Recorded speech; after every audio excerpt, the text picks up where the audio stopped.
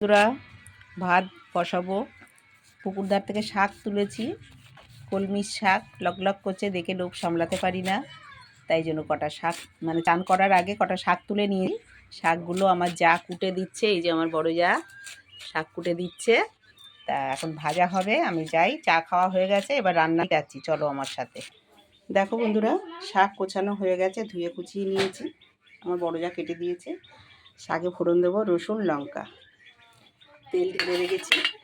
আর ভাত বসাবো বলে চালটা ভালো করে ধুয়ে নিয়েছি, যে চাল দেওয়া হয়ে গেছে, ভাত বসিয়ে দিচ্ছি, সাথে থাকো। আর এদিকে কড়া বসিয়ে দিয়েছি, কড়াটা উনুনটা জ্বেলে দিই। উনুন জ্বেলে দিলাম, তেল দিয়ে দিলাম, ভাতটাও বসিয়ে দেবো, ভাতটাও বসিয়ে দিলাম।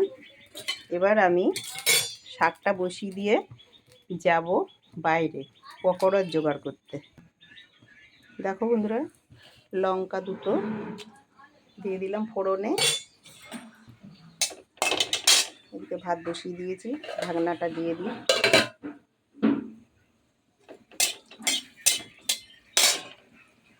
রসুনটা একটু নোড়া দিয়ে থেতো করে নিয়েছি।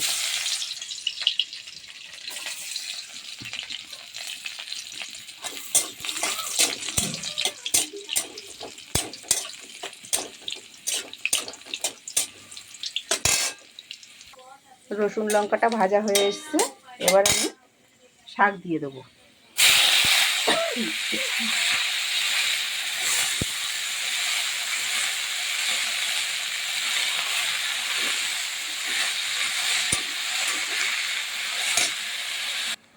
এবার একটু লবণ দিয়ে দেবো।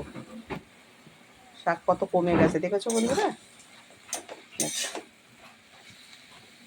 আমার শাক ভাজাটা ভীষণ পছন্দের খাবার, একটু বেশ রোজ শাক হবে।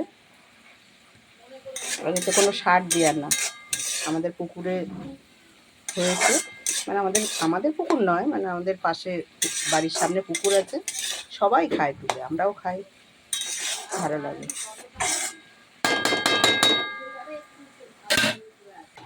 দেখো বন্ধুরা, শাক ভাজা হয়ে গেছে, এবার আমি নামিয়ে দিচ্ছি।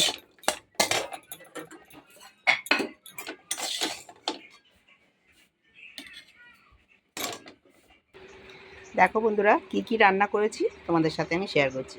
প্রথমে দেখে সাদা ভাত, শাক ভাজা, একটু আলু ভাজা, আর সজনের ডাঁটা দিয়ে, রুই মাছ দিয়ে, আলু দিয়ে ঝোল, আর আমের চাটনি। চাটনিটা আমাদের রোজ হচ্ছে, যেহেতু আম গাছ আছে, রোজ গাছের থেকে আম পাড়ছি আর চাটনি করছি। এই হয়েছে আমাদের আজকে রান্না বান্না।